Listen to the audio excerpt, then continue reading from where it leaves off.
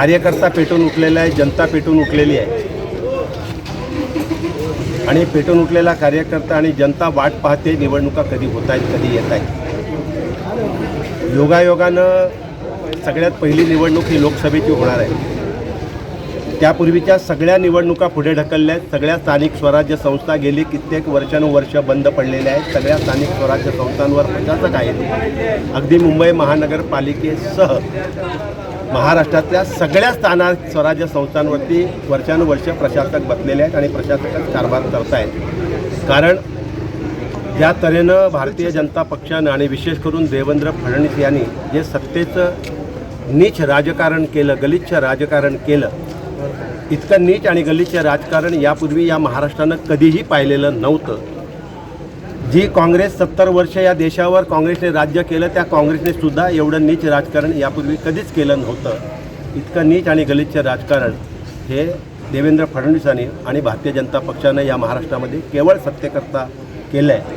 आणि म्हणून त्या देवेंद्र फडणवीसांना आणि भारतीय जनता पक्षाला आणि त्यांच्यासमोर सोबत गेलेल्या मग गद्दार शिवसेनेचे असोत, गद्दार राष्ट्रवादीचे असोत किंवा गद्दार काँग्रेसचे असोत, या सगळ्यांना येणाऱ्या निवडणुकीत निश्चितपणे महाराष्ट्रातील जनता धडा शिकवेल याची त्यांना पूर्ण जाणीव आहे, पूर्ण कल्पना आहे। म्हणूनच स्थानिक स्वराज्य संस्थांच्या निवडणुका झाल्या नाहीत।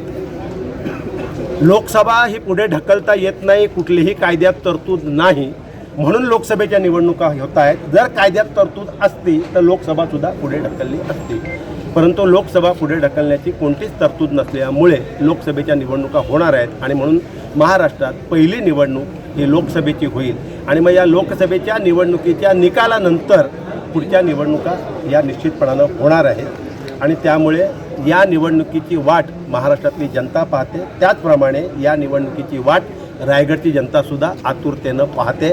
रायगडच्या जनतेला विश्वासघातक्याचं सूड उगवायचं आहे की त्यांनी कोणाकोणाबरोबर विश्वासघात नाही केला। राजकीय जन्मापासून म्हणजे पहिला राजकीय जन्म त्यांना ज्याने दिला त्या बॅरिस्टर AR अंतुलेंचा विश्वासघात केला।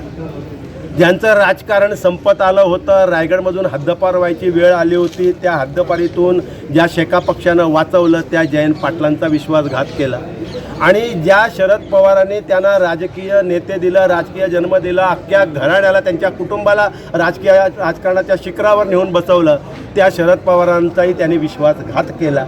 आणि म्हणून मग अशा या विश्वासघातक्याला धडा शिकवण्याची वाट रायगडची जनता पाहते आहे। कारण हा रायगड आहे छत्रपती शिवाजी महाराजांच्या हिंदवी स्वराज्याची राजधानी असलेला हा रायगड।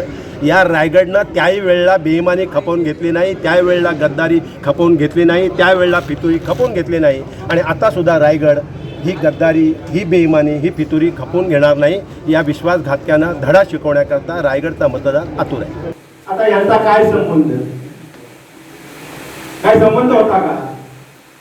आणि म्हणून मग त्यांना फाजील महत्व द्यायचं नाहीये, उलट माझा दावा आहे, माझं खुलं आव्हान आहे, जर खरोखरच हिंमत असेल तर तटकरेने आनंदी त्यांच्या समोर लोकसभा लढवून दाखवावीच।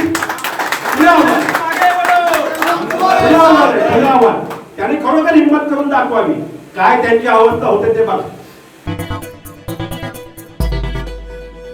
टाइम्स डिजिटलला लाईक करा, सबस्क्राईब करा, शेअर करा आणि बेल आयकॉन दाबायला विसरू नका। पाहत रहा टाइम्स डिजिटल।